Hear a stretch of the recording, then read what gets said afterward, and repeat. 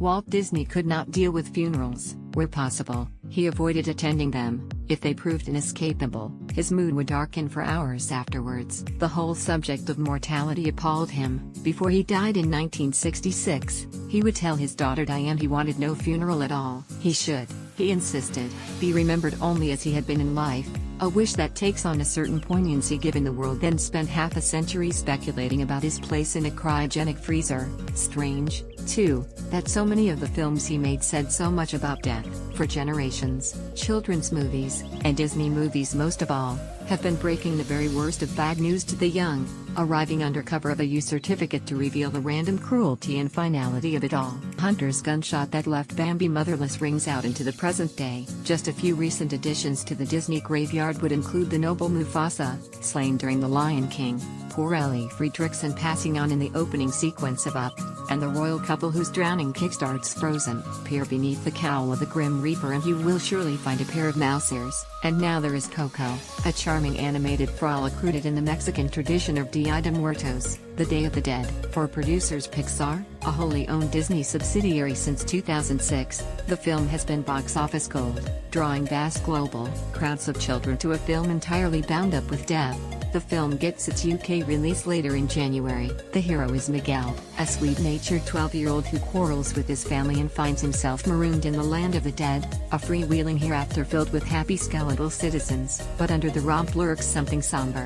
Miguel discovers, the dead can only enjoy the next world while they remain in the memories of the living, the place of at least one character imperiled by a case of advancing dementia. If the notion of an afterlife seems like sugaring the pill, bleak is the fate of the forgotten, vanishing into what Coco calls the final death. In a film pitched at such young audiences, its visualization brings a genuine shudder. Death as we all fear it, a lonely plunge into an unknowable void. It could have been worse. The connection to the dark heart of Disney storytelling was to have been even more direct. An earlier version of the script took place in the wake of Miguel's mother dying, a narrative device that might best be called the full Bambi. However well we think we know Bambi, a rewatch can be useful purely as a reminder of its impossible brutality. Behold a woodland idyll, the loving bond between mother and fawn, all of it adorably brought to life by Disney artist Tyrus Wong. And then the hunter, the wide-eyed terror, the violence, the loss, utter abandonment in a cold world. Nothing by Michael Haneke comes close. No wonder so many adults instantly wince at the mention of the title.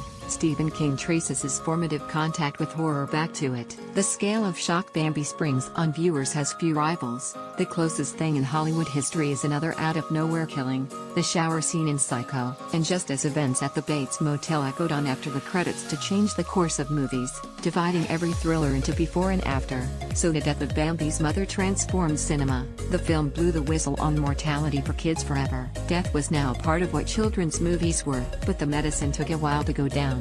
Bambi came out in U.S. cinemas in the summer of 1942, only months after America entered the Second World War. As Hollywood set to cranking out propaganda, the most honest movie in cinemas about death was aimed at children, many of whose parents would be away fighting. Small wonder that, first time round, business was slow. Among shattered audiences was Diane Disney, then 8, who demanded to know, through sobs, why her father had chosen not to save Bambi's mother. The timing was interesting in other senses, too. In 1938, buoyed by the triumph of Snow White and the Seven Dwarfs, Disney bought a handsome house in North Hollywood for his elderly parents, Flora and Elias. When they complained of fumes caused by a faulty gas furnace, studio handymen were sent to make repairs. Days later, Flora was found dead from asphyxiation. Her son, the story goes, blamed himself.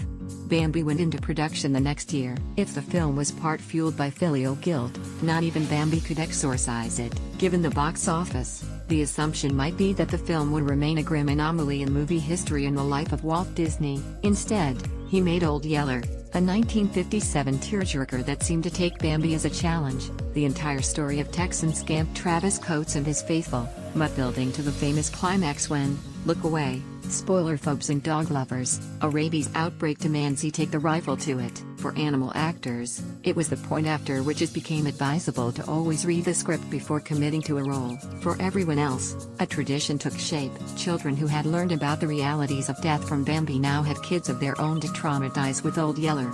And as both films found their audience through the second lives of television and video, the pattern repeated down the generations. Watching the rites of passage suffered through by Bambi and Travis Coates became its own rites of passage. Other films took up the gauntlet. Beyond Disney, many of our most beloved children's movies have been soaked in death.